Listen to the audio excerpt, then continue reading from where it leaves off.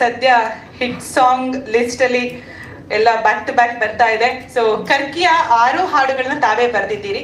So ಹೇಗೆ ಅನಿಸ್ತಾ ಇದೆ? ಜೊತೆಗೆ ತಾವು ಪವಿತ್ರನ್ ಸರ್ ಬಗ್ಗೆ ಮಾತನಾಡ್ತಿದ್ರಿ ಕಾರ್ಯಕ್ರಮ ಆರಂಭ ಬಂದಾಗ, ತುಂಬಾ ದೊಡ್ಡ ಡೈರೆಕ್ಟರ್ ಅವರು ಅಂತ. ಸೊ ಅವರ ಸಿನಿಮಾ ಕೆಲಸ ಮಾಡಿದ್ರೆ ಎಷ್ಟು ಖುಷಿಯಾಗಿದೆ?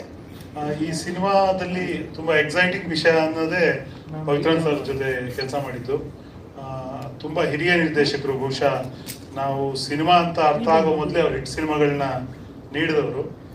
ತಮಿಳಲ್ಲಿ ವಿಜಯಕಾಂತ್ ಆಗಿರ್ಬೋದು, ಶರತ್ ಕುಮಾರ್ ಅವ್ರ ಜೊತೆ ಬಹಳಷ್ಟು ಸಿನಿಮಾಗಳು ಮಾಡಿದ್ರು. ದೊಡ್ಡ ದೊಡ್ಡ ಸ್ಟಾರ್ಗಳನ್ನ ಪ್ರಭುದೇವ ಅವರು, ಪೂಜಾ ಭಟ್, ದೇವಯಾನಿ ಹಾಗೆ ಇಂಟ್ರೊಡ್ಯೂಸ್ ಮಾಡಿದವರು. ಅವ್ರ ಜೊತೆ ವರ್ಕ್ ಮಾಡುವಾಗ ನಮ್ಗೊಂದಿರುತ್ತೆ, ನಮಗೂ ಏನಾದರೂ ಕಲಿಯಕ್ಕೆ ಸಿಗತ್ತೆ ಇಲ್ಲಿ ಹೊಸದಾಗಿ ಅಂತ.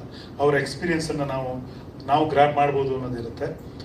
ನನಗೆ ತುಂಬ ವಿಶೇಷ ಅನಿಸಿದ್ದು, ತುಂಬ ಡೀಟೇಲಿಂಗ್ ವರ್ಕ್ ಮಾಡ್ತಾರೆ. ಅಂದರೆ ಈಗ ನಾನು 6 ಸಾಂಗ್ಗಳು ಬರೆದಾಗ ಪ್ರತಿ ಪದವನ್ನ ಒಂದ್ಸರಿ ಅವರು ತಮಿಳಲ್ಲಿ ಬರ್ಕೊಂಡು ಅದರ ಅರ್ಥ ಕೇಳಿ, ಮತ್ತೆ ನಮ್ಮ ಪ್ರಸನ್ನ ಅಂತ ಅವ್ರದ್ದೊಬ್ರು ಅಸಿಸ್ಟೆಂಟ್ ಇದ್ದಾರೆ, ಅವ್ರ ಜೊತೆ ಅವ್ರ ಹತ್ರ ತಮಿಳ್ ಅರ್ಥ ಕೇಳಿ, ನನ್ನ ಹತ್ರ ಕನ್ನಡ ಅರ್ಥ ಕೇಳಿ, ಸೊ ಎರಡೂ ಅರ್ಥಗಳನ್ನ ಸಮೀಕರಿಸಿ ನೋಡಿ ಒಂದೊಂದು ಲೈನನ್ನು ಓಕೆ ಮಾಡ್ತಾ ಇದ್ರು ಅವರು.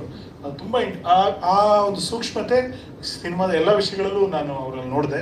ತುಂಬ ಖುಷಿ ಆಯಿತು. Thank you Pavithran sir. ಜೊತೆಗೆ ಪ್ರೊಡ್ಯೂಸರ್ ಸರ್ ಬಳನಿ ಪ್ರಕಾಶ್ ಅವರಿಗೂ ಈ ಸಿನಿಮಾದಲ್ಲಿ ಎಲ್ಲ ಹಾಡುಗಳನ್ನ ಬರೆಯೋಕ್ಕೆ ಅವಕಾಶ ಕೊಟ್ಟಿದ್ದಕ್ಕೆ, ಮತ್ತೆ JP ಅವರು ತುಂಬ ಬರೀ ಹೀರೋ ಆಗಲ್ಲ,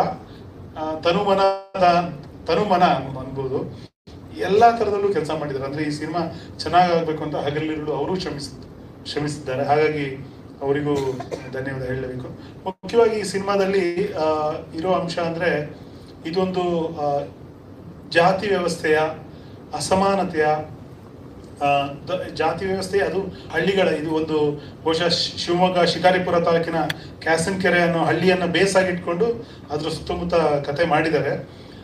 ಅಲ್ಲಿ ದೌರ್ಜನ್ಯ ಹೇಗಿರುತ್ತೆ, ಒಬ್ಬ ಕೆಳವರ್ಗದವನು ಒಂದು ಕಾಲೇಜ್ಗೆ ಹೋದಾಗ, ಅವನೇನೋ ಒಂದು ಮಹತ್ವಾಕಾಂಕ್ಷೆ ಇಟ್ಕೊಂಡು ಸಾಧಿಸ್ಲಿಕ್ಕೆ ಹೋದಾಗ ಏನೇನು ಅಡ್ಡಿಗಳಾಗುತ್ತೆ, ಪ್ರೀತಿ ಪ್ರೇಮದಲ್ಲಿ ಜಾತಿ ಬಂದಾಗ ಏನಾಗುತ್ತೆ, ಮನುಷ್ಯ ಮತ್ತು ಪ್ರಾಣಿಯ ಸಂಬಂಧ, ಪ್ರೇಮ, ಅದನ್ನೆಲ್ಲವನ್ನು ಇಟ್ಕೊಂಡು ಈ ಕಥೆಯನ್ನು ಹೆಣೆಯಲಾಗಿದೆ.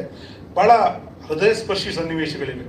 ತುಂಬ ಕಡೆ ಖಂಡಿತವಾಗಿ ಎಂಥ ಕಲ್ಲು ಹೃದಯದವರ ಆದರೂ ಕೂಡ ಕಣ್ಣೀರು ಬಂದೇ ಬರುತ್ತೆ ಅನ್ನೋದು ನನ್ನ ಗ್ಯಾರಂಟಿ. ಅದು ಜೊತೆಗೆ ಹಾಡುಗಳಿಗೂ ಅಷ್ಟೇ ನಾವು ಹೆಚ್ಚಾಗಿ ಟ್ರೈ ಮಾಡಿರೋದು ಅದೇ, ಆ ಜಾತೀಯತೆ ವಿಚಾರಗಳು ಬರುತ್ತೆ. ಹೇಗೆ ಒಬ್ರೊಬ್ರ ನಡುವೆ ಅವನು ಮನುಷ್ಯ, ಇವನು ಮನುಷ್ಯ, ಆದರೆ ಅವನಿಗೊಂದು ಬೇರೆ ಶ್ರೇಣಿ, ಇವನಿಗೊಂದು ಬೇರೆ ಶ್ರೇಣಿ, ಅವನಿಗೊಂದು ಬೇರೆ ಘನತೆ, ಇವನಿಗೊಂದು ಬೇರೆ ಘನತೆ, ಹೇಗೆ ಸಮಾಜ ಈ ಶ್ರೇಣೀಕೃತ ವ್ಯವಸ್ಥೆ ಮನುಷ್ಯನನ್ನೇ ಹೀನಾಯವಾಗಿ ನಡೆಸ್ಕೊಳ್ಳುತ್ತೆ ಅನ್ನೋದು ಹೆಚ್ಚಿನ ಹಾಡುಗಳಲ್ಲಿ ಆ ಒಂದು ಬೇಸ್ ಇಟ್ಕೊಂಡೆ ಸಂದರ್ಭಕ್ಕೆ ತಕ್ಕ ಹಾಗೆ ಆ ಕಡೆ ಈವನ್ ಪ್ರೀತಿಯ ಹಾಡುಗಳಲ್ಲಿ ಕೂಡ ಅದು ಬರುತ್ತೆ.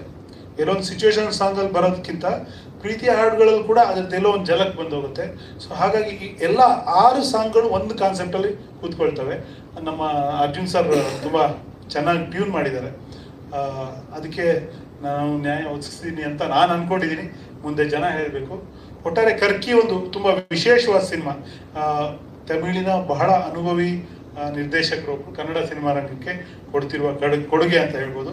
ಈ ಸಿನಿಮಾ ಯಶಸ್ವಿ ಆಗಲಿ, ಈ ಸಿನಿಮಾ ಕನ್ನಡ ಜನತೆಯ ಮನ ಗೆಲ್ಲಿ ಅಂತ ನಾನು ಹೃದಯಪೂರ್ವಕವಾಗಿ ಹಾರೈಸ್ತೀನಿ. ಥ್ಯಾಂಕ್ ಯು ಸೋ ಮಚ್ ಕವಿ ಸರ್. ಧನ್ಯವಾದಗಳು.